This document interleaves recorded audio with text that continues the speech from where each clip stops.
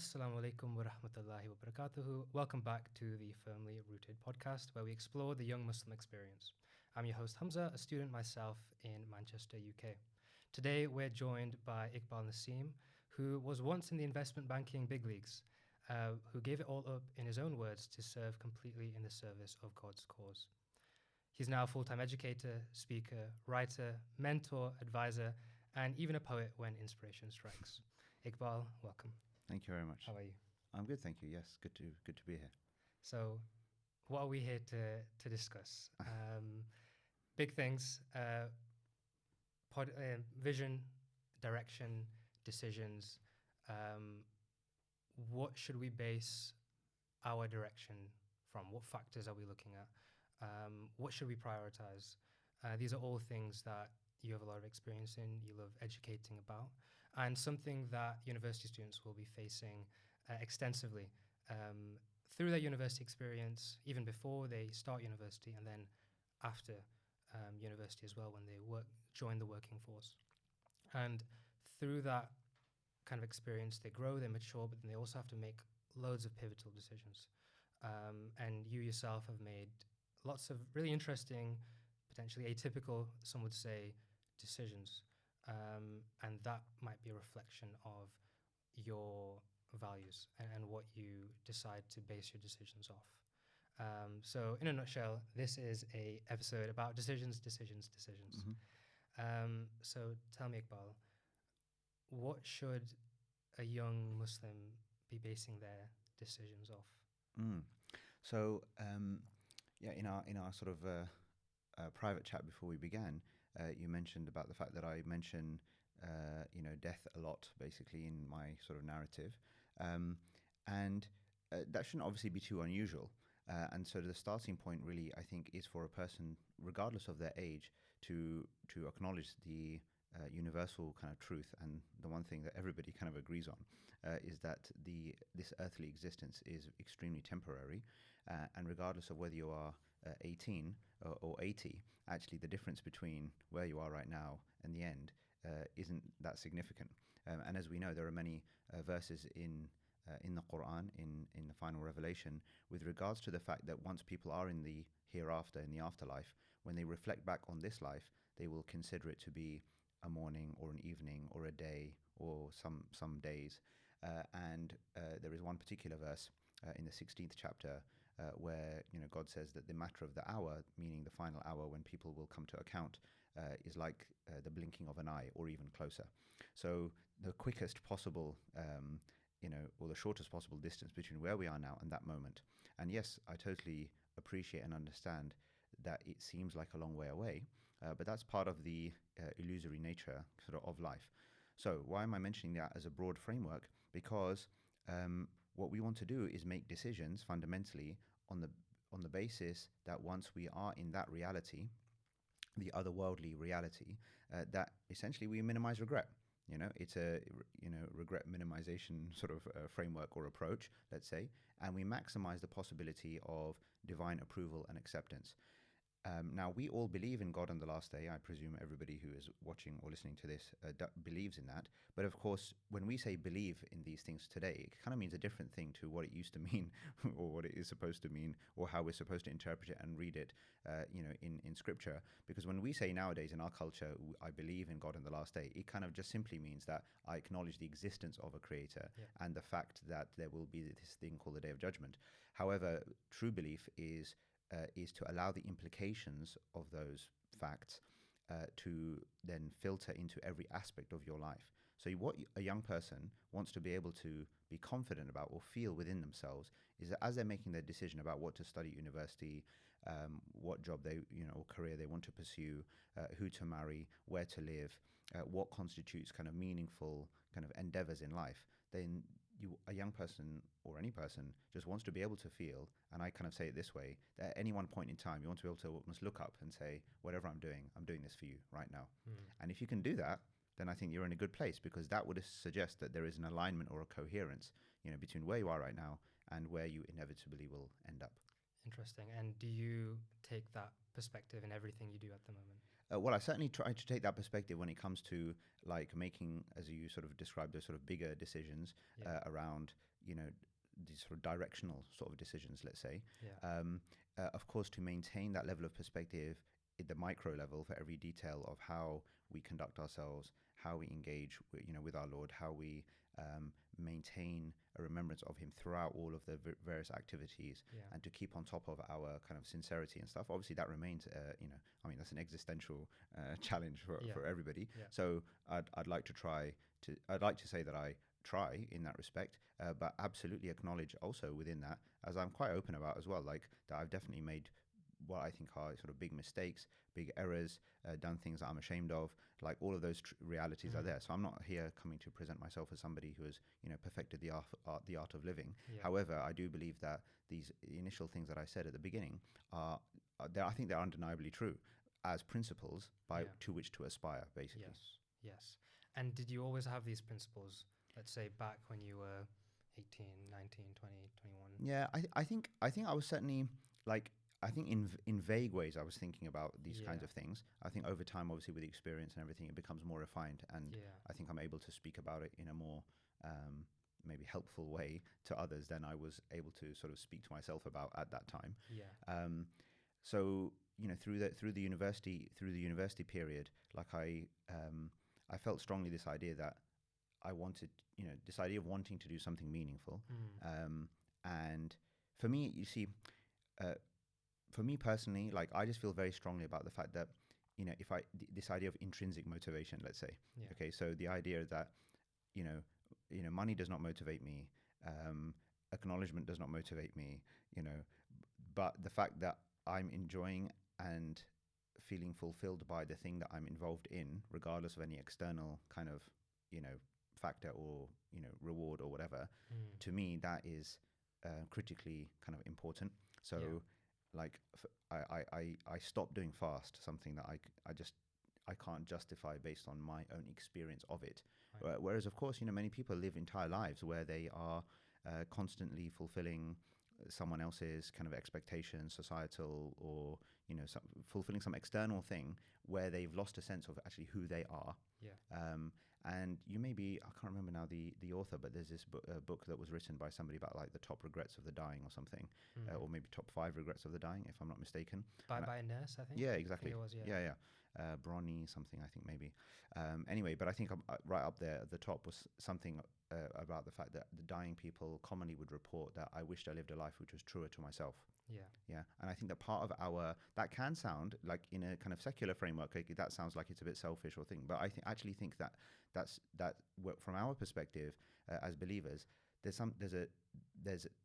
okay. That's okay to see things in that way, because true to myself, Yeah. if understood fully in the context of true to myself, meaning true to the way that God has designed me, Yeah. true to the preferences that I can't explain, but He has coded into me somehow, Yeah. and true to my belief in Him as well, right? Because that's part of me and who I am. So that's true to my essential nature and what we believe to be the essential nature of all human beings.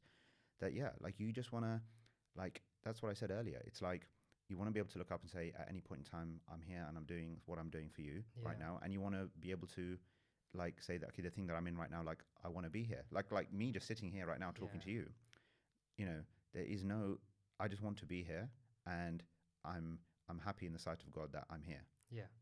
And that's it, right? It's as simple as that, regardless of what happens or doesn't happen afterwards, whether somebody watches or doesn't watch, appreciates or doesn't appreciate, not relevant to me so much. So you've really distilled your motivation to one singular thing, and everything else is secondary. Yeah, I think that's it. It's a simple framework. Like, I think it's a simple framework. Yeah. It has it's challenging. Yeah, I was going to say it's very simple, but that's what makes it really difficult. And would you agree that there's a gap between saying, doing everything for Allah, understanding that death is coming, understanding that life is a drop in an ocean of existence, and actually truly doing it? Yeah. Not just doing it, but knowing it and feeling it. That's difficult. Of course. How do you get through that gap? Is it a flick, or does it? No. Like with anything else, it's constantly doing. It's constantly doing. So, and iterating, and failing, and mistake, and making a mistake, and then reminding yourself. So there are points in points of time in life where I'd think to myself, man, like even to myself, I would say, like, I strongly believe in these kind of notions and principles, but I, for some period of time, like I've gone off, I myself will realize, like I've gone off that, like I'm not living true to myself fully, Okay. right? So it's just about maintaining an awareness, right, of it. So it's realization first, Yeah.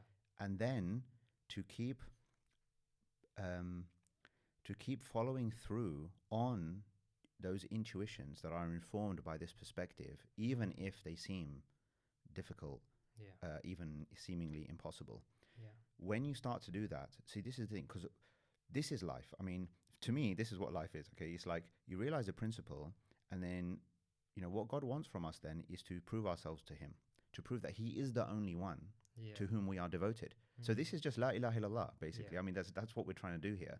We're really trying to say, see, the hard part is not almost the illallah, it's the la ilaha, right, in a sense, okay? Because actually, we think it's a simple statement. Oh, there's no God except for God. Yeah, I believe that. Yeah, I acknowledge that. But it's to your point, right? Like if you want to fully take that from an externalized or just a verbalized statement Yeah. to a fully integrated and internalized realization or statement, then what it means is like that's basically everything I've said so far. I think is just a commentary on those Yeah. four words, Yeah. because basically what you want to say is, okay, well, if this is what I really believe God wants from me, this is the highest, like the best thing that I could pursue or I can try to achieve, with Him and only Him in mind, Yeah. and I paint a vision or produce a picture of what I think or what I'm trying to achieve and where I'm trying to get to, in acknowledgement of that last day where when He asked me what I was trying to do, I would basically say, well, this is what I was trying to do for you, or this is what I was trying to achieve. Yeah. Now, once we have that, He will make sure that there is every hurdle and barrier between you and that outcome to Yeah. test whether you are for real. And there's lots of verses in the Quran, very powerful, hard-hitting verses, which speak to this effect. Um, you know, one in translation, did you think that you would enter paradise? And except before God would know or would show basically which of you are truly strive for Him and which of you are the persistent and the patient. Yeah. Right? Essentially, another one. We will most certainly test you until we know which of those.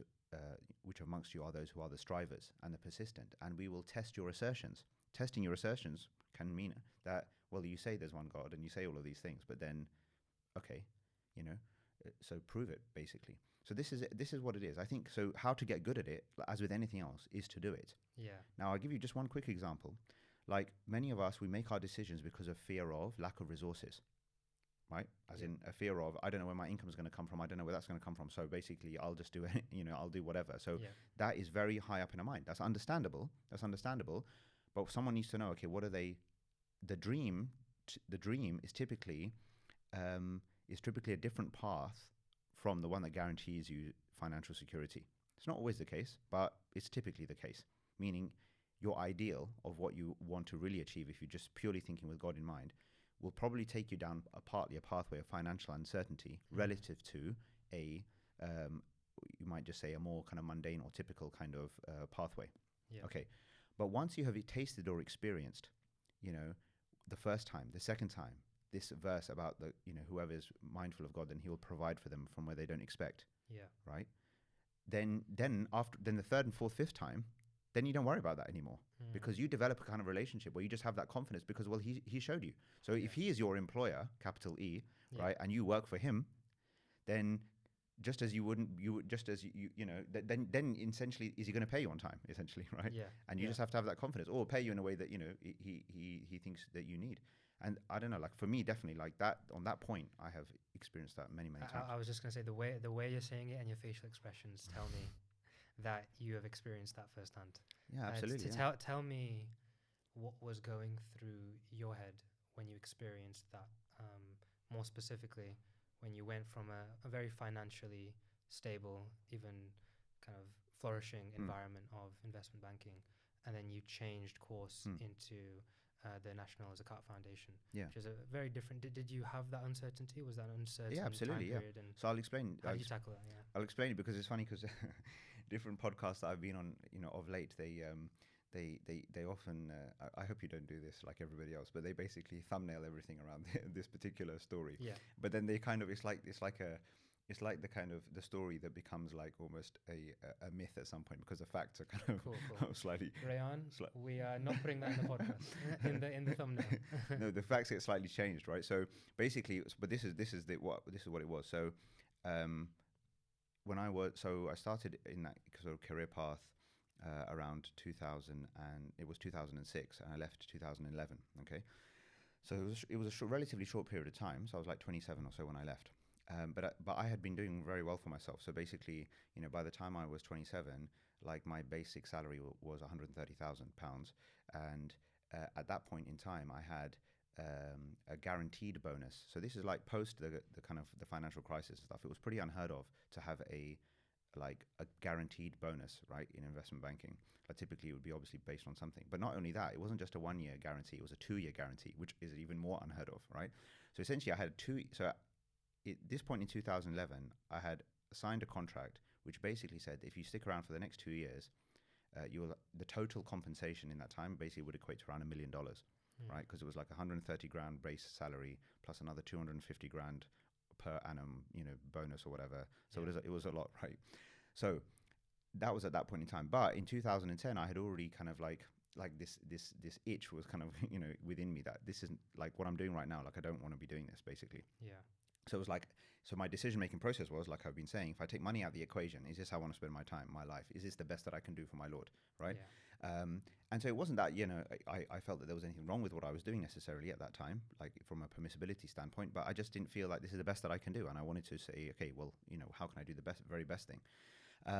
So I went from that scenario to well, actually, in the first instance, I left that for the acceptance of a voluntary position. So it wasn't even paid. It wasn't even paid, right? So, and I probably had at that time, like maybe, like because I had bought, because people ask, oh, well, obviously, clearly all your finances were all in order and stuff. No, like I had put a deposit on a house, so I had bought a house, put in a deposit, but I was still paying off monthly or whatever, and still am, right? So that's being dealt with. But the point being was, it wasn't that like all financial security and everything else, and actually most of our upbringing was in quite difficult circumstances as well. So yeah, it wasn't the case. I had like just from a cash perspective, I had maybe like 3 months visibility. Yeah. But I joined a charity called Mercy Mission, where the offer to me was essentially like volunteer with us for 2-3 months, and if you're for real, and if we have the resources, we might pay you. Yeah, literally, that was it. That was the deal.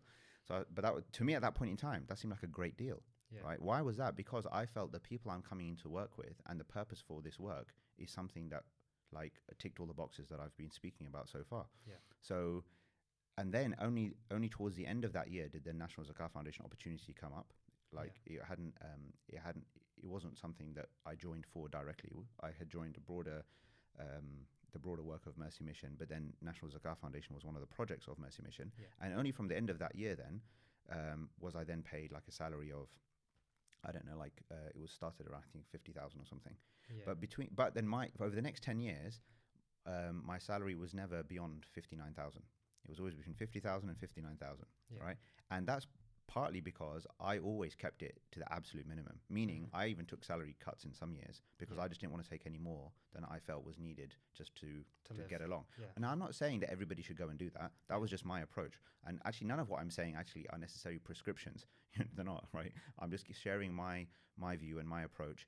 And I say to anybody, and this is actually an important point to make, like, I don't look at somebody who's now in investment banking or in corporate law or in management consultancy or in medicine or whatever. It's not like I look down at that as opposed to, for example, someone who works for a charity or someone who's interested in doing educational stuff. Or that's not the point. The point is that the person who is a person who's an investment banker, if they believe and their motivations, their alignment, and the reason why they're doing that particular thing fits in with their conception of their role in moving God's agenda forward on earth, then that's just as noble as the person who is doing scholarly work or the person who's doing advocacy work or the person who is working in a hospital or whatever. The point is that does the pathway that one has chosen like tick the box of, I feel this is what I was born to do. I feel this is why I've been placed here, and I can connect the dots between my efforts, the agenda of our community, some earthly vision that is worthwhile and Yeah. that I would want to present to my Lord as my effort. Yeah. Yeah, then it makes sense. And then, yeah, so that's the pathway. So from a financial standpoint, then, like, it was tough, but it was like, but the point is, even despite that lows, because see, provision is not just money. Yeah. Provision is a family environment that is conducive. Provision is friends um, and colleagues, and I would even go as far as say comrades, right? Who have your back and you have Yeah. theirs. Yeah. This is all part and parcel of provision. We think in very linear terms. What's the point in having a very highly paid job where where working the hours of that job means that your family's life is a bit unstable, Yeah. and the people that you work with you have no real kind of connection with, and it's just it's just a drag, and it's all Yeah. kind of doing sort of FaceTime kind of thing, right? Yeah. So provision is broad, and God gives you the combination of the things that you need, I think. So I just feel in that way. And then when I left NZF and subsequently, and doing for a more unstable path in some ways, I just feel like people have made like there's just been a lot of support for the kind of stuff that I've done. And like last year, almost a year ago, like I made everything I do, I made it free as well. Yeah. So that was like my Yeah. final kind of my letting go, Nice. And even just today, I'll tell you, like just today, this morning, like I got a news, of somebody who said that they wanted to give a very substantial sum of money to me to support, me and my work, for the next year or so. Right, like somebody I had discussions with, they said a couple of months ago they couldn't support, and then they said, actually, you know what, we've figured it out, and we really want to back you, right? Yeah. So it's like, and then so in my mind, I just get on doing what I want to do, and Yeah. I just trust, Allah The will provision will sort it happen. out. Yeah. Interesting. Incredible story. And I want to pick on something that actually you mentioned right before you mentioned that story of yours. You mentioned a word, iteration, that you need to constantly iterate on your kind of mindset and decisions that you've made and why you're making those decisions. How often did you used to iterate, let's say, while you were in investment banking or even before university? And how often do you iterate now on your decisions? And would you say that, because in my head I'm thinking it's so difficult to constantly be in a mindset where you're always doing something for the sake of Allah, Hmm. always making every single small, big decision with Allah as the center. Hmm. Is the frequency of iterations actually the thing that differentiates somebody that's more so in line with that perspective you're talking about and someone that's less so? Hmm. Yeah, look, I think like I think the ease and the pace at which that takes place, like again, increases over time as you just give it more and more consideration. So then to the point that it almost becomes then automatic, I would say. Yeah. So what I meant when I first said it was the idea, these iterations, meaning that you have a hypothesis about here's what the best thing that I can do is. Yeah. You pursue that pathway, and then at a certain juncture, certain things will happen, or you'll get to a particular point in time where you think to yourself, okay, I just need to evaluate here. How have things gone? What's been positive? What's been difficult? You just need to evaluate, because what you're trying to do is get a sense of integrating those learnings and the experiences. And I would interpret that as saying, like, trying to think, what is my Lord trying to show me through what has just taken place over the last few weeks, months, whatever it might be. Yeah. And what have I learned more about myself, essentially, which is kind of the other side of that same question. Yeah. And then to think, okay, do I keep going? What do I adjust? Do I completely change course? Whatever.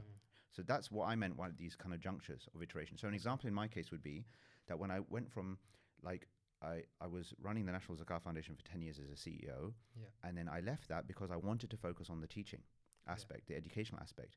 It was only because of my journey through National Zakat Foundation and realizing that the part of what I really enjoyed about that whole job was the educational aspect, meaning the conceptually getting under the skin of, well, what is zakah really, and how do we apply it in our modern day context, and educating people to appreciate the value and significance of this particular thing.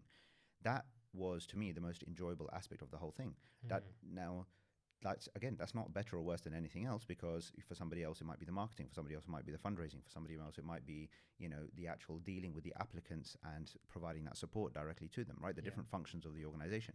So I had an oversight kind of role, but I also realized part and parcel of that is that I don't mind human interaction, but I don't like being in the midst of the almost these kind of in the midst of a bureaucracy, if you like, or in the midst of an organization where you Yeah. have these kind of, dotted and firm lines between different people on org charts and whatnot. Yeah. Again, it's necessary. It's needed, but It's needed. It's not you. It's and not you, exactly. You figured that out for yourself. Right, exactly. So Yeah. I just felt like this, I much prefer this very lean, as much as possible, one-man Yeah. band type of approach to life. And you can tell from your website, you're definitely a one-man show. Yeah, no, I have Yeah. I do have people who are very kindly, supporting me, no doubt. But it's kind of different from Yeah. kind of building an organization. So there's like this kind of, which was spoken about in general terms, this sort of one-person business or one-person solopreneur type of approach Yeah. to life, which I do Yeah. think, just a broader point here, I do think is something, it relates very much to what I'm speaking out. And I've actually benefited from some of the kind of secular type contributions to this Yeah. mode of thinking as well. I do think there's some very valuable things out there. And I do recommend people check out somebody called Dan Coe, Dan and Co, Koe. Dan Co. Yeah, I've benefited a lot from him. He's one of my Yeah. favorite guys to just follow his stuff. And I think it's a good example of where we can borrow and appreciate and learn and different perspectives, like regardless of where, maybe some different underlying or kind of foundations, Yeah. but you can still find benefit and relevance in loads of different things out there. Yeah. So yeah, like I think it's just this, so once you start you do those iterations, and then you get to a point of flow. So this is also like, obviously been well documented, this idea of this to be in a state of flow, Yeah. where you feel that when you're absorbed in something, it becomes like a transcendent kind of experience or what have you, Yeah. where you have sufficient challenge but not too much, Mm. sufficient motivation and involvement and care for the thing that you're up to, right? And you just feel, then what happens, you lose a sense of space and time, essentially, right? And you're just in the thing.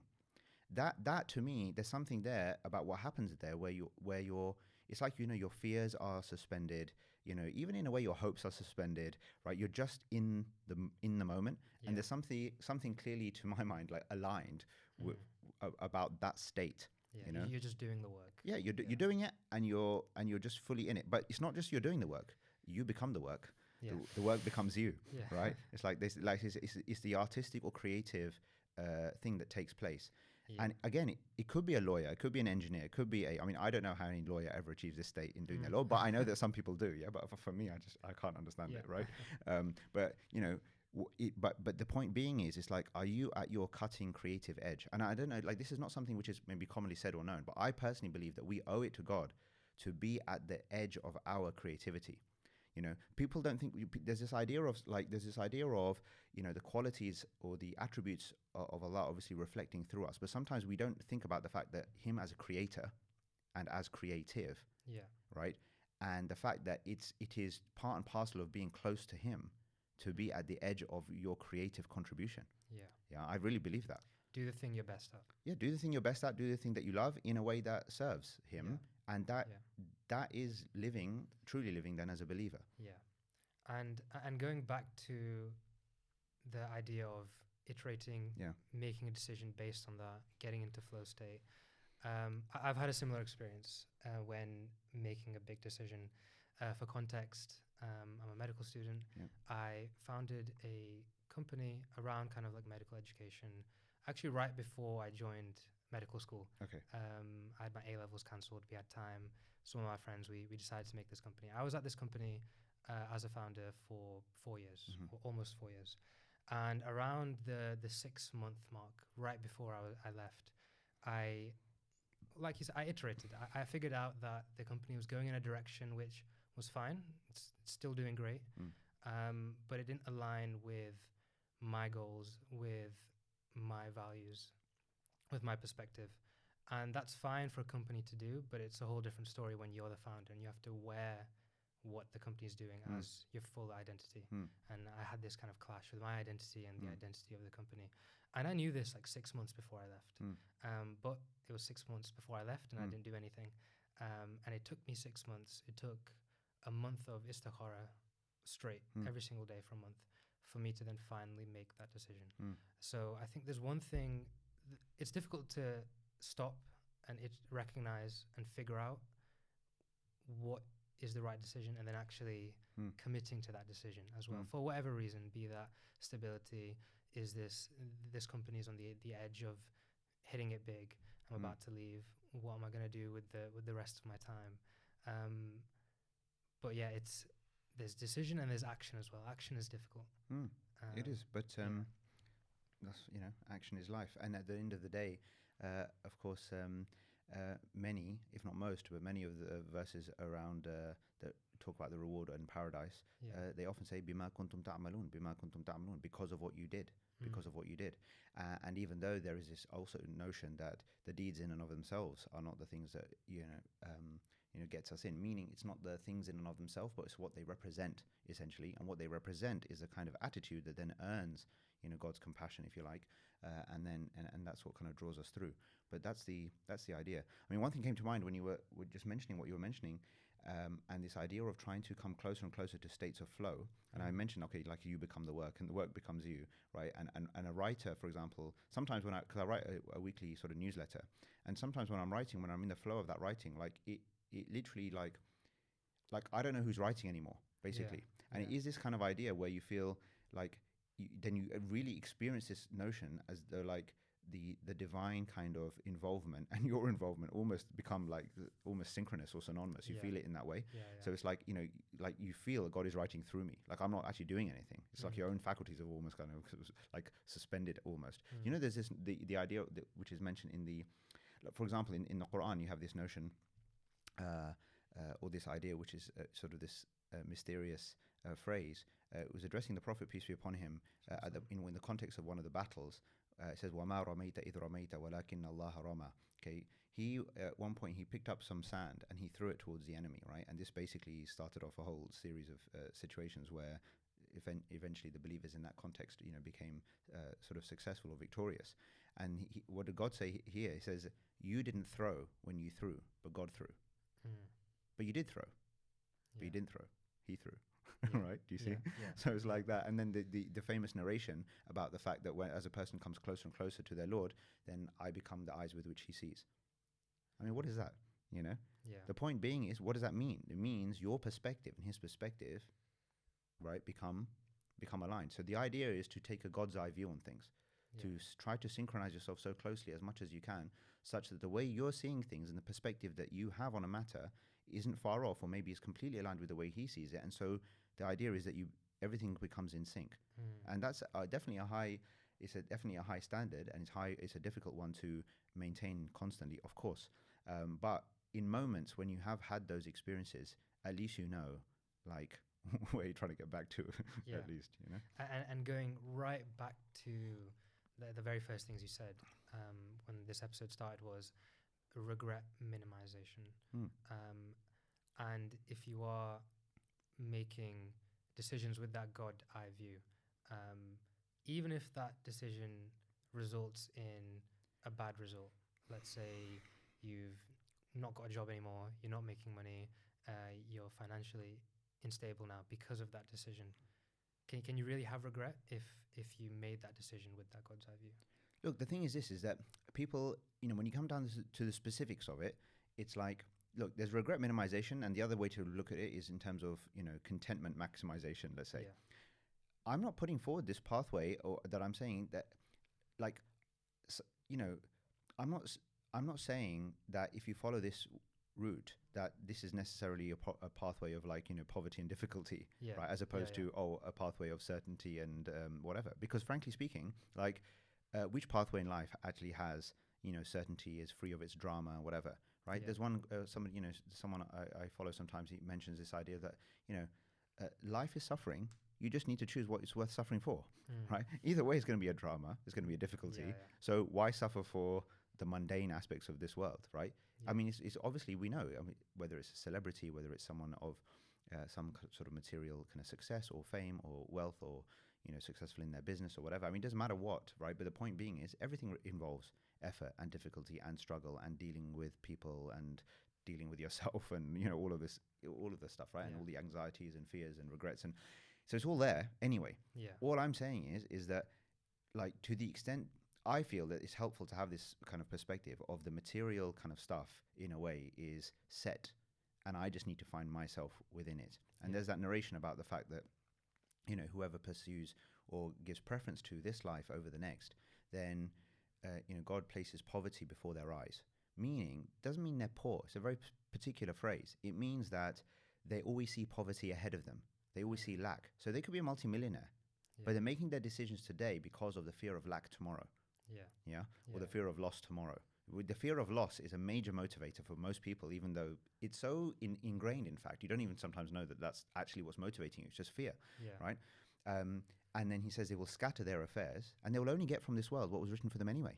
Yeah. Whereas the one who prioritizes the next life over this world, then that person will, God will grant them contentment in their heart. Their affairs will be settled. They'll feel like everything's in order, right? And then the world will go after them. Yeah. Even when they're not kind of, even though they're not sort of, that's not their objective, right? Yeah. So if you just move the world from here in front of you over there and put the next world over here, this will follow. Yeah. Yeah. So it's like pick your pain, pick your poverty. Pick your pain, pick your your and pick your priorities. objective. Exactly. Yeah, just pick your objective and just pursue the objective. And then the point is the iteration is important. Like, at the end of the day, success is going to come where you're doing something where you are actually adding value. Right. Yeah. So this is, again, it's not like a replacement for, this is not to say that, okay, if mediocrity is just not going to survive anywhere. Yeah. I mean, it happens to survive in some, in many institutions and places, obviously somehow. The NHS is definitely one of them. Well, but even in banking, it is like, you sort of, sometimes, you're engaging with people and doing things, and you're not quite sure how a particular person made it to a particular place. But the point being is that, at the end of the day, I do believe that true fulfillment, materially and metaphysically, comes from adding, from value maximization. Mm-hmm. So I think actually maybe that's a good way to maybe reframe it. Is like, okay, we can think about regret minimization, but it's more positive to think about value maximization. Yeah. And if you think about value maximization, and value maximization is directly correlating with contentment maximization. I'm assuming. Well, exactly, exactly. So exactly. So you maximize the value you bring into the world in such a way that you care about, people care about, or at least some section of people care about, and most important, that God cares about. Yeah. And if you think I'm bringing value into the world that my Lord approves of, I love it, and people are benefiting in some way. Yeah. I mean, then there is no way in my mind that thing is not going to become materially sustainable. Yeah. Because money is in exchange of value. And if you pursue a value maximization route, resources will come one way or the other. Yeah. Either people will pay for something or they will support the thing. Yeah. And everything's like that. At the end of the day, like, people think there's more nobility in kind of a private endeavor where you have made the money versus another endeavor where someone is paying for, someone is supporting it or donating or whatever. But that's a nonsense, right? Like, it's just, are you doing something that people want? Yeah. Like you're doing something that people need or want to the sufficiently such that the government will make sure that the taxes are collected to make sure that, right? Yeah. The jobs of the people here are paid for. That's no more or less, the fact that that's coming through taxation is no more or less noble than somebody who's, for example, their job or work is funded by Zakat, or their job or work is funded by a private, or just for a payment for a service. Yeah. Or whatever. So whatever the combination is, somewhere there will be a model that allows you to do what you need to do. The nobility comes from doing the highest work possible with the resources that you get. Yeah. It's the resources itself and where it came from that isn't the most important thing. Yeah. Well, as in, but the reason, my point simply is the resources will come one way or the other. If you're putting value, the world is a big place. If you're putting value out there is some subsection. And this is an important thing for people at university right now or coming into their 20s. I often say to them this, like, I understand why people at university might become starry-eyed about, like, I don't know, a 30 or 40,000 pound starting salary, right? First of all, if you divide that into the number of hours you're actually going to work, it's a pretty meager hourly rate, number one. Yes. And even, it's all perspective. You look at it from that point of view, you think, wow, that's amazing, gives me security, gives me this, gives me whatever. But also, I would invite someone to think about it like this. Is that how much you're worth? Like, is that your price? Yeah, because they're buying you. Yeah. And you're selling yourself. Yeah, sorry to put it crudely, but that's reality. Because whoever is giving you that are buying you your skills, your talent, your energy, your attention, your concern, right? That's more, like, that's just not just it's not just time, and time is priceless anyway. Yeah. So you're offering something priceless, which is yourself in exchange for X figure. Now that's fine, but as long as you appreciate it, like, that better be worth it then. Yeah. Whatever it is, right? Just appreciate that as to what you're giving, and opportunity cost as well. Yeah. So to summarize everything so far in the fewest words possible, the things that you should make your decisions based on. Let's say if you're about to start work or you want to go into a particular direction, is number one, most important, is this serving God in the way that God would like? Number one, having that God-eyed perspective.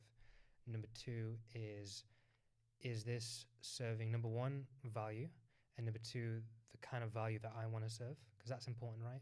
Because I'm assuming you did provide value through your investment banking job to whoever it was, No, but exactly. it's Yeah. not the kind of value that you want to provide to the kind of people that you want to provide it to. Right. Exactly. Yeah. So exactly. So it was like there was value being added, and some people were benefiting. Yeah. But was it changing, moving the needle as far as like in order of priorities in the world? Yeah. Right. I mean, look, in any, even if in any, let's say some utopian land where all the people are faithful and worshipful and all of this kind of stuff, is there going to be a place for some people to do what I was doing, which was to research some, or what's going on with certain companies which are on the stock exchange, right, and basically recommend what to buy and sell? Yeah, there's going to be a world in which that still fits as a role. Yeah, it's just not the role that I wanted to fulfill. So it needs to. It's a social function that needs to happen, maybe, but it's not a function that I wanted to fulfill. Nor did I think, given our circumstances and what was going on in the world, that it's the highest priority thing that I could give myself to. Yeah. So the question is, what is the highest priority for you? Where and who do you want to serve value for you personally? Yeah. So for me, it starts with a macro vision. And when I think about the question of what is it that our Lord wants from us here in Britain, for example, as a community of believers, of those who believe in Him, at a macro level, I think what He wants from us is to do the things collectively that are required to be done so that we make the straight path to Him accessible for everybody, basically, right? And then whether they choose to come onto it or not is their kind of with them. But right now we are operating like, if you were to paint a picture of this kind of straight path as we are. First of all, I'm not sure many of us understand the path itself. God knows whether we're actually on it or off it or clinging or what's going on. Even if we are on it, I think what we've done is not tell anyone really about it, put walls all around it, right, and not make it look particularly attractive. Yeah. Okay. And then on top of that, you have other people out there who are saying, that's definitely not very attractive, and they're sort of worsening the brand even further, let's say. So that's not the pathway to follow, right? So for me, the objective is for us to clean up all that mess, right? It is to make belief in God and all the implications of that belief understandable and accessible in our context, in plain English, to ourselves and to everybody else, so that all of this makes sense to people and they can understand why that this is a pathway coming onto, and they appreciate the benefit and the beauty that it represents. That's the job. Now my role, that's our collective role. My role within that, or the role that I have, my sort of self-appointed sort of function within this, is basically, number one, just to say that what I've just said. Yeah. Because I don't think the average Muslim in this country even thinks about this. But I would say the vast majority don't even think about it. Don't think that's the agenda. They don't think that's the point of you. But actually, the title of Muslim, the one who devotes themselves to God, the point of that title, according to the revelation itself, He says that He has referred to you as those who submit to Him, al-Muslimin, but previously, in previous scripture, as well as now, so that the messenger can be a witness amongst you, and so that you can be witnesses amongst people. Being witnesses amongst people on behalf of God is exactly what I've just, is exactly what I've just explained. Yeah. That we operate in such a way that when we are seen, when we are perceived, then like the value of the divine connection is felt, right? We should be understood and known of as those people who are worshipful and impactful. Okay. Mm-hmm. Right now, that's just not the case. I mean, no one understands us. We don't even understand us, to be honest. Yeah, right. Yeah. So it's I would say the situation is literally 180 degrees the other way to where it needs to be, almost, or maybe 178, right? But it's pretty off, I think. And so my job is to say that and to try to facilitate. I mean, my main thing now is, because I've recently, as you know, I just launched my own podcast, In Good Faith. I'm very late to the party, but I'm going to catch up with all you lot, yeah? Feel free to tell us a bit more. No, I will say a bit more about it. But for me now, how I'm feeling is that, and again, it's another iteration of like being true to myself in terms of like, this is, by the way, it's good to connect it to the previous thing, because on this issue of iteration and knowing yourself, and then bringing the fullness of like your preferences, abilities, skills, whatever, into like your actual work, right? Yeah. Like the thing that I do naturally is talk. Like I literally can talk forever. It's really bad. Makes it easy for me. It makes it no, well, I don't know, not easy on the viewers.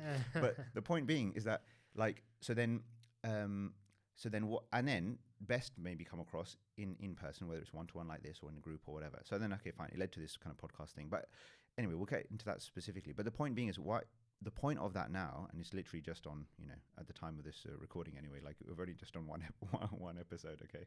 So, but the point of it is to facilitate conversation in public about the implications of this.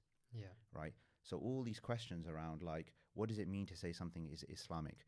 What is the value of what value do we have to bring as far as questions in society concerned, as far as the economy or immigration or family life or this or that, whatever? How can we understand certain philosophical and philosophical kind of questions that people, or contentions that people have with respect to like the revelation and how God functions in such a way that can make sense? All of these different philosophical, practical things. So in a summary, you're bringing Islam back into context. Essentially, yeah. But it's to show people like that this is I just want a person, like people should feel that this is not foreign or alien. Like a lot of this is to do with us shedding our own ethnic baggage in such a way as to bring this as a relevant, indigenized British proposition. I say to people, right, we're the ones who should be taking ownership and responsibility for making this truly a united kingdom. Yeah. Under God. Yeah. And then under Charles. Yeah. And then William, and then whoever else, I forgot who the grandson is, right? So right, that's we should be owning that. Yeah. That's an insider mindset. That's an ownership mindset. That's leadership. That's responsibility. Yeah. Instead of this pathetic narrative of always on the outside, always complaining, and then this really annoying thing is like, well, now it's time to leave the country. Yeah, I don't know, like if you feel that that's a common kind of thing nowadays. In medicine, it's very common. Okay, no, fine. Okay, just because the pay is terrible, but I know in general as well. Yeah, but so there's a very so there's discussions around in the context of particular jobs and roles. I get that, but the point is like that I understand it, but it's like essentially an economic migration, right, or a comfort migration. That's the point of it, and that's fine. But my thing is that when you think about the responsibility, like if it is bad, I can fix it. Yeah. Don't escape it and go and do it. Like fix it. Like take responsibility. Like this is your place now. Yeah. Own it then and be responsible. And when we do that, and we have that insider mentality rather than thinking from the outside and just doing this kind of identity politics stuff and defensive things and just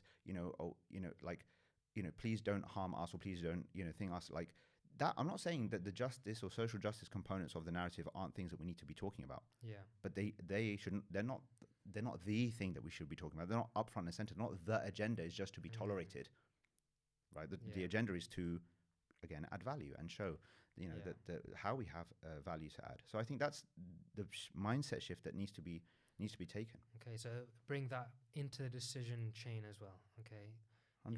You've got God-eyed view. You've got how can I bring value? Is it the value that I want to bring? And now on top of that, that next layer is this value serving me and my community and the people that I care about and creating a place that I want to live in. Yeah. All of the young people who are watching this or listening to this right now, what I want them to think is, okay, it's 2025. I'm whatever in my 18, 19, 20, in my 20s, okay? Pretty much by the end of this century, I'm out of the picture. Yeah. But by 2100, what can I do to maximize the possibility that guidance will have been communicated and hopefully reached and been accepted by like millions and millions of people in this country. And that doesn't have to be through being a scholar or being an imam. It can be through absolutely anything where we combine. This is the thing. So this is the thing now where we lose this kind of split brain type of approach where faith and God and knowledge is over here and scripture and everything, and then life and money and work and family is over here, right? Yeah. Like, no. They're not two parallel chains. Exactly. So let's just integrate it all. Yeah. And what we need to do is that whatever pathway we choose is to be comfortably integrating our the conception of ourselves as servants of the divine and with our in the context of our social function, Yeah. right? But the point being is, just imagine now. You see, if whether it is a person in our community, a believer who is, a corner shop owner, right? A dentist, a lawyer, a teacher, a politician, whoever. But as they're going about whatever they're doing, when they look around them, they look at their community, look at their society, in their interactions, whatever. This vision is in their brain, right? At the same time as they are managing their interactions and doing whatever they're doing or what have you. Naturally, then, what you would find in their narrative, in their engagement, there'll be this fusion between like the godliness and the goodness, essentially. So it's not that the name of our Lord just doesn't appear on our tongues anywhere when we're in our public interactions, but then in the mosque and, with the brothers and sisters is, oh, inshallah, mashallah, alhamdulillah, and jazakallah, and tabarakallah, and everything else, But like, no, we have nothing to say over here. Right? That just doesn't come into the frame, and so that drops, and then we don't go out there advocating for goodness or doing or social action, except that we infuse or we integrate the remembrance of God within that, which is again a very important Quranic. Like anybody who reads the Quran cannot escape this notion that any prophet that came to their people integrated a call to serve and be mindful of the one God, and at the same time to deal with a particular social problem of the time. Yeah, make your work worship. Make the work worship, but like I'm saying, the narrative should reflect both components. Yeah. Both components. Like a very, very small example of that is, I think I was third year, which is like our first year in hospitals, and I had on the ward there was another medical student just a year above me who was kind of going through how to take bloods, how to put in cannulas, because it was the first time that I've ever done it, and he was a Muslim, and every single time he did it to show me, he would say Bismillah like out loud in front of the patient before he did it every single time, and I just asked him out of curiosity, like, how come you're doing that? Why do you say out loud? And he's like, it just allows me to remember Allah in everything that I'm doing. And it's just an added benefit if Susan over here asks me what I'm saying. And it's just a nice conversation starter to discuss. So that's kind of an example of kind of infusing. So that's, it is. In a very small way. It is. But then let's take it a step further and say, does he need to say that in Arabic? Susan doesn't speak Arabic. True. So Susan's looking at, he's seeing presumably a brown-skinned doctor, right, from speaking some, abracadabra from her perspective, right? Yeah. So he doesn't know what's going on. So great, but let's take it a step further. Yeah. Why does it need to, go there? Now, I'm not now saying like necessarily, and everyone has to choose what's appropriate and not appropriate in different contexts, right? So it's not that now every what's it, phlebotomist? Right? I know that one. Like they need to go and start, doing it in that particular way necessarily. But I'm just saying, if and when we do it, then why make language a barrier? Yeah. Just as why make clothing a barrier? Why make make language a barrier? Making it accessible in such a way, because there are reference points. We underestimate the extent to which people can connect with what we have. Yeah. Right. Once we ourselves have connected with it in such a way that it synchronizes with the way that we are doing the rest of our life, which is, whether we like it or not, in plain English. Yeah, and I've noticed that from you on all your posts. You always put God willing in the name of God. You won't ever use the Arabic in your posts and when you're speaking. Yeah, but I know. But it's not that I don't know it. In context, it depends what the context is. Yeah. Right. But in a public context, like I think it is important, and I kind of take that to sort of one end of the spectrum, specifically because I think that has the impact on helping a person frame their beliefs and their understandings in such a way that then enables them to communicate them across, essentially. Yeah. I'm curious about this infusion. I want to learn more about this infusion. Can you give more examples of how we can infuse religion into our work and result in impact through that? Yeah. It's not so much about infusing religion into work, because then it's like I'm not saying we look at it in that way. What I'm trying to say, it will just come naturally, right? Because remember, your starting point of who you are, your understanding of what you're doing on earth in the first place. Again, it starts with God at the center, God at the beginning, and God at the end, right? So it's more about making sure you're God-centered and let yourself exactly, and then just be, and that will in itself. It doesn't need. That's what I'm saying. It doesn't need to be forced. Yeah. All of these things, or many of these things, only feel a bit strange because of the way that we are actually living as a sort of double kind of existences, right? Yeah. And not leading a double existence isn't just about the fact that, okay, you know, when I am at work, then I maintain my prayers, and when I'm at home, I maintain my prayers, or I go to the mosque or whatever. That's one part of maintaining your kind of thing, right? But it's just about not seeing all of these as separate spaces. Yeah. One life, one space, one God, right? That's just one world, brother. Yeah. So it's like, just like, it doesn't need to be at odd. It doesn't have to be at odds with each other. Yeah. This comes only when you have a very strong sense of self, Yeah. meaning a strong sense of your own, and confident, and you know, kind of complete security in how, you know, mental kind of security, you know, in your heart. It's the you know, iman is actually that. Iman is finding security in your relationship with God. That's what the word comes down to in the end. And so, and that's what, and then from there comes a sense of like confidence and I think, and wisdom, I think, Yeah. right?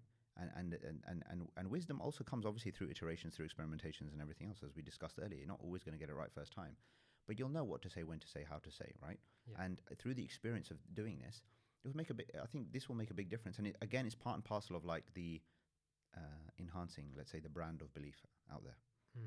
And I was thinking of mentioning this when you were explaining your role in all of this, and the word that came to my mind was you're almost like a brand ambassador for the right path, the straight path, and kind of changing how people view it, which is what a brand ambassador does, right? Yeah, well, I won't adopt that as my job title, but yeah, no, I like the idea. To me, and just to this point of like the kind of, you know, in terms of the kind of value add that matters. Like for me, like everything starts with perspective and an understanding. So for me, success is, can I help someone shift their perspective with respect to a particular thing?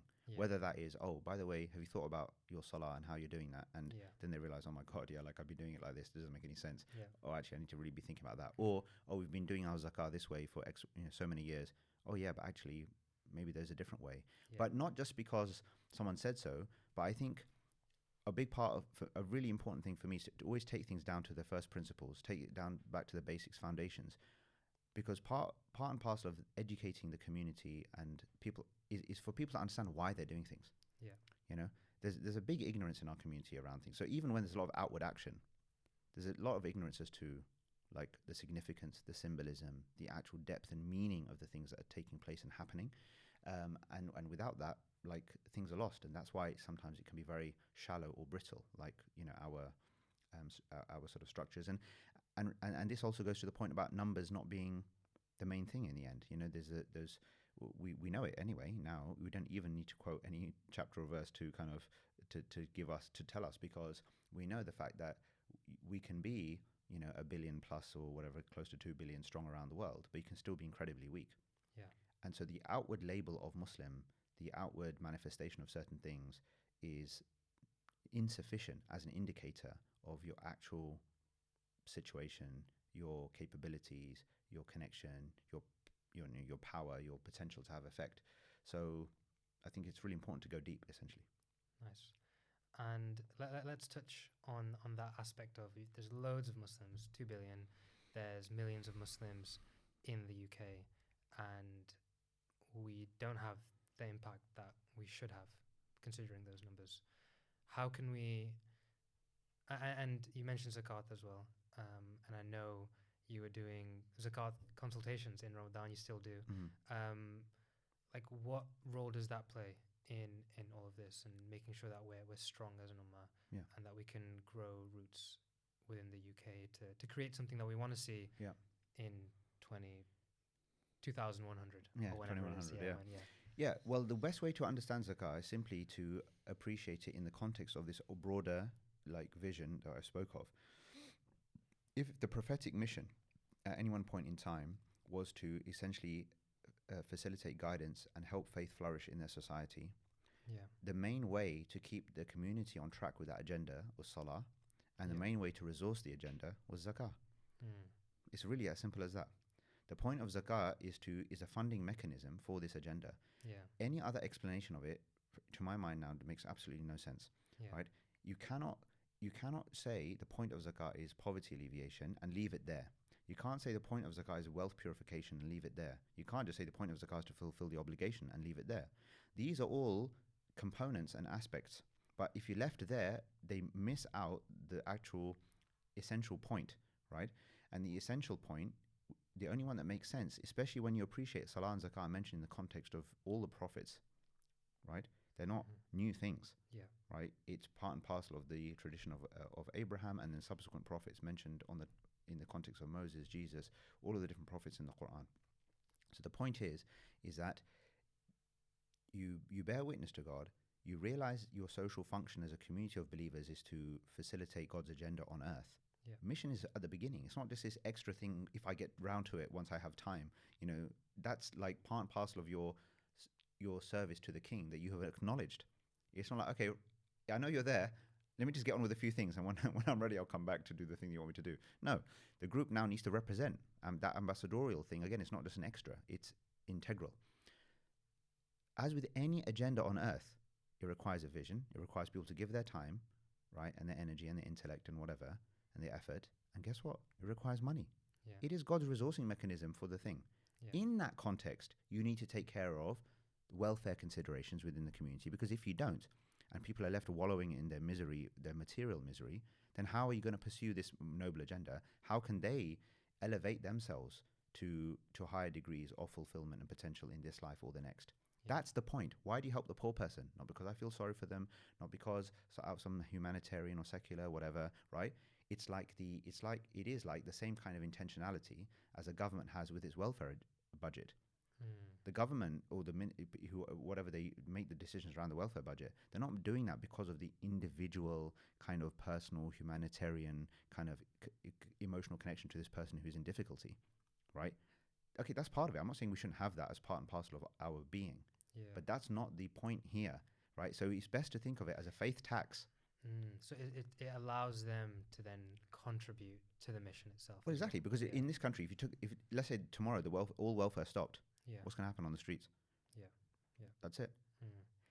Okay, what's the problem with that? The problem is that the interest of the nation cannot be furthered. Okay, so then but then also, and this is where you cannot just stop at poverty.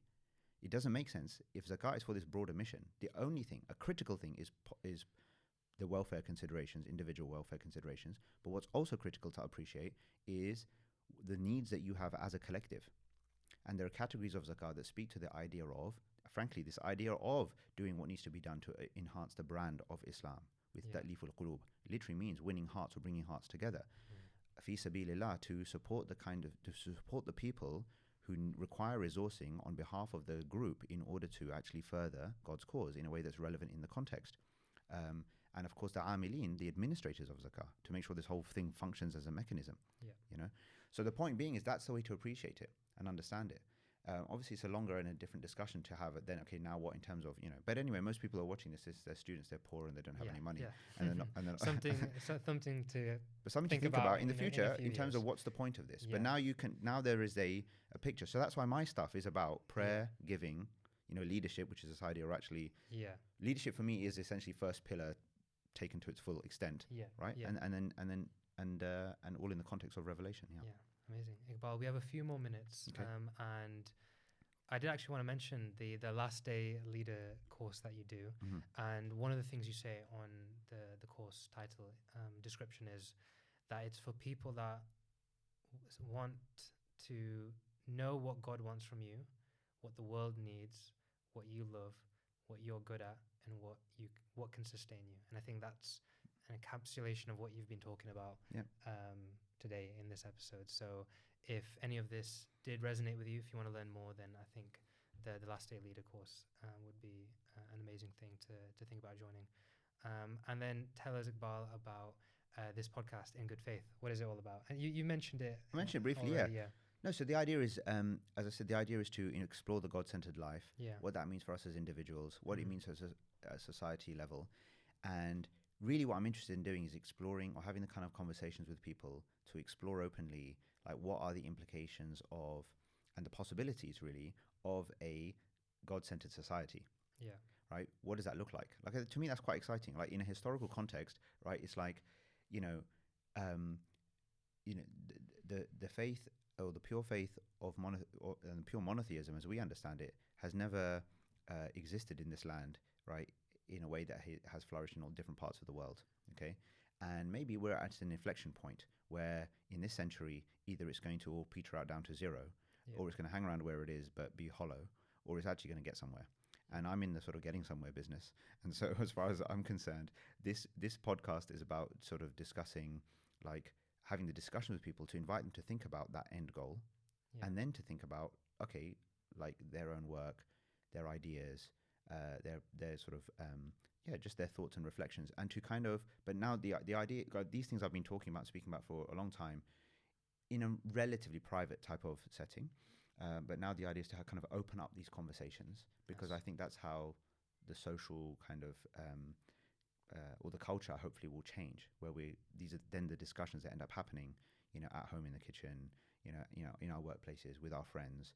So we're having more serious discussions, and we're all thinking about how we can contribute to this positive end outcome. Amazing. And what's the first episode about? A quick blurb for anyone that's still not convinced. Well, the first episode, so it's already kind of got posted on the 4th of May, and it seemed to have been really well received. And the first episode is simply actually just about like exploring these things in more detail. I mean, it's just setting the ground for what is this all about. And the second episode, which is hopefully going to go live, God willing, today, is just about the prayer and like philosophy of prayer, and what do we get from the revelation with respect to prayer, because that's still a critical part, obviously, of all of this. Like, it doesn't. You're building the steps to then talk about the things that you want to talk about. In my mind, the target is 500 episodes if I have life over the next decade. So God willing. Yeah, absolutely. And so there's loads of things. I mean, I've already just sort of brainstormed like 30 different guests and topics and stuff. Wow. So there's just it's endless. So we'll God willing, there'll be quite a few episodes by the time this comes out, because this will be in like July, I think. So oh, really? Okay. There might be quite a few more for people to have a look at. Sure. Have a look at. Fair enough. So exciting stuff. Good stuff. Thank you. Of course. And the for a quick plug with the Roots. Sure. Genuinely, the mission that you've been talking about and the role that you've been trying to serve is very similar, honestly, with what Roots is trying to do. When you mentioned God-centered first, and then allow yourself to then be within the work, and that automatically allow the God-centeredness to be within the work. That's exactly what Roots is trying to do. That's its mission. No, absolutely. No, I'm really excited about what Roots can achieve in all of this, and obviously I maintain a dialogue with Hisham as well. And just my advice, to him and to the teachers and students at Roots is just to always maintain, or as you're going through your teaching and your learning, and when you're thinking about questions, like always have in mind your entire society. That's really important. It's very easy to be like in our bubbles, and basically, like if, for example, the teacher explaining some aspect of the prophetic, journey and the story, right? It's like what you want to be thinking as a student is, okay, yes, what do I understand from this is beneficial for me in my life? What do I understand from this in the context of my community of believers? But also, how would I relate this story and its relevance to like whoever other kind of random kind of people or friends, at university and my course, right? How do John and Jack and Susan and Sam also understand this, and why should they care, basically? And how might we make it relevant for them? How might they, and where there are those sort of tensions between the sort of the ancient scripture and the modern mind? How do we resolve these things? So I think learning is best done when it's in the context of trying to solve a real problem. And the through the context that you're already living through. Through the context that we're living through, and with an objective in mind. When you have an objective, then you learn. That's why for me, abstract scholarship, unfortunately, I don't think it gets us far. Not for the common man, at least. No, I'm just saying. No, but for anybody. Okay. No, abstract scholarship is look, nothing's unhelpful completely. But what I'm trying to say is true scholarship. True scholarship. And if scholars are inheritors of prophets, prophets weren't theorists. They weren't just sitting and teaching. They were sitting and teaching, but they were sitting and teaching in the context of a mission, in the context of an actual agenda, in the context of a vision that they could describe and get their followers excited about. That's a different experience of learning, teaching, and doing, right? And that's when it becomes all integrated. So what we want to do is we're all learning, and we're all kind of trying to we're all practitioners and academics, or as I heard once upon a time, the idea is to become pracademics almost, right? That we kind of are doers and thinkers and learners and all at the same time. And we don't have to have these dividing lines actually between all of this. There's this class of people and that class of people. Yeah. No, like we've all got something to contribute into that and to bring it together. And I think when we're thinking and learning in that context, then it just makes a massive, massive difference. Amazing. Iqbal, may God reward you for your time, for your wisdom, for your guidance. Jazakallah Yeah. khair. And you too. And may He accept from all of us and help us to become the best that we can become. Ameen. Assalamu alaikum wa rahmatullahi wa barakatuh. And may the peace, mercy, and blessings of God be upon you too, brother.